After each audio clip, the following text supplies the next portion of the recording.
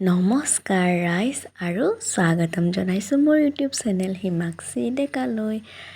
আৰু এয়া ট্ৰেইনত উঠি আমি গৈ আছোঁ খুব ধুনীয়া এটি মন্দিৰলৈ। গৈ আছোঁ নহয় দেই, আচলতে গৈছিলোঁ। বছৰ পাৰ হৈ গ'ল দেই, ভিডিঅ'বোৰ সাঁচি ৰখা, কিন্তু এডিটৰ কামটো থাকি গৈছিল। আৰু যিহেতু মোৰ প্ৰিয় শিৱ বাবাৰ মন্দিৰলৈ গৈছিলোঁ, সেয়েহে ভিডিঅ'বোৰ যিকোনো প্ৰকাৰে ফোনত ৰাখি থৈছিলোঁ।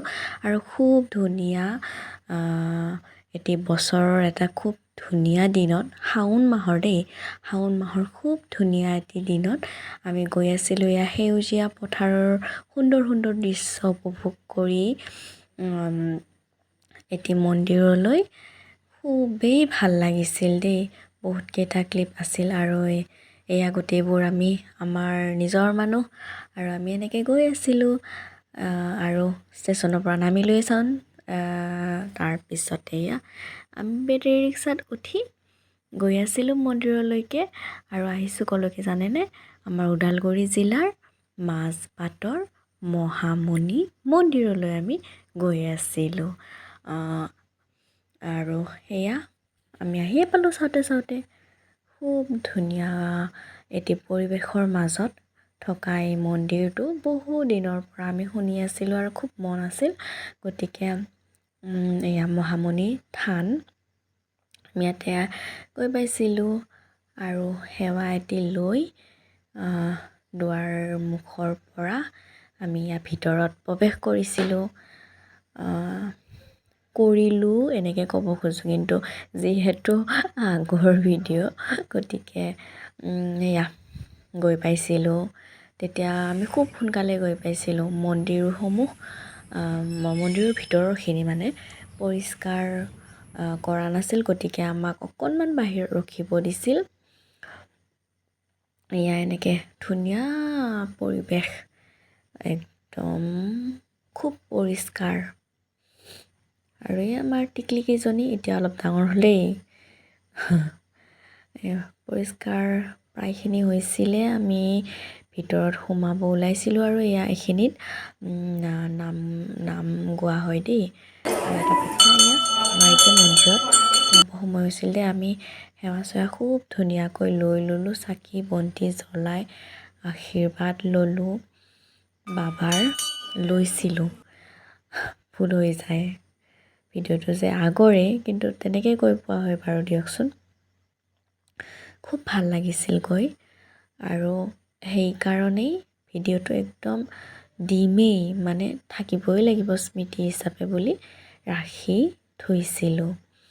আৰু এয়া আজি এডিট কৰিলোঁ, আৰু খুব ভাল লাগিছিল সঁচাকৈ। খুব ধুনীয়া এটি পৰিৱেশৰ মাজত এই মহামুনি থানত। আৰু এয়া পুখুৰীটো আমি পাৰত চাকি জ্বলাইছিলোঁ খুব ধুনীয়াকৈ। আৰু ইয়াতে মাছ আছে, আৰু ফুল আৰু প্ৰসাদ দিলে যে তেওঁলোকে খুব ধুনীয়াকৈ খাব আহে ওচৰলৈকে। এয়া আমি ফুল দি আছিলোঁ, আৰু আমাৰ লগত থকা টিকলি দুজনী যে, সিহঁতে একদম তাকেই চাবৰ কাৰণে ৰখি আছে। ফুল দিয়াচোন, ফুল দিয়া, এনেকৈ বাৰে বাৰে সিহঁতে দি থাকে। আৰু সকলোৱে চাকি জ্বলাই পাৰত এনেকৈ চাই আছে। খুব ভাল লাগিছিল চাই। এয়া চাওকচোন কি ধুনীয়াকৈ সিহঁতে ফুলবোৰ এনেকৈ খাব আহে, দেখি খুব ভাল লাগে মানে। এনেকৈ আমি দি আছিলোঁ, মাছবিলাক ধুনীয়াকৈ ওলাই ওলাই আহিছিল।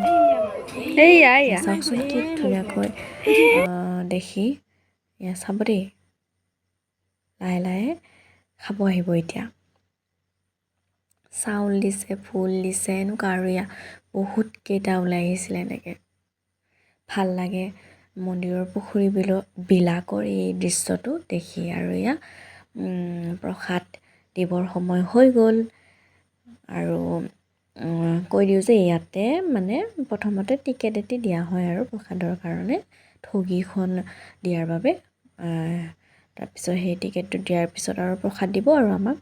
এইখিনি এয়া ছাগলীকেইটাও বিচাৰি আহিছিল। আমি এনেকৈ অলপ অলপ কল চল কিবা কিবি দিলোঁ, আৰু পাতকেইখনো সিহঁতে খাই দিয়ে দিলে। একো নাই। এয়া আমি এতিয়া প্ৰসাদ খালোঁ। তাৰপিছতে এতিয়া আকৌ দিব, যিহেতু ঠগি দিয়া হৈছিল, যিসকলে মানে ঠগি দিয়ে এনেকৈ প্ৰসাদটো ইয়াতে দিয়ে। এয়া আমি প্ৰসাদ লৈছিলোঁ আৰু তাৰপিছতেই ধুনীয়াকৈ ইয়াতে নাম ধৰা আৰম্ভ হৈছিল। আৰু এনেকৈ ধুনীয়াকৈ কাষত বহি আমি অকণমান সময় নাম পুথি পঢ়া শুনিছিলোঁ। আপোনালোকেও শুনকচোন।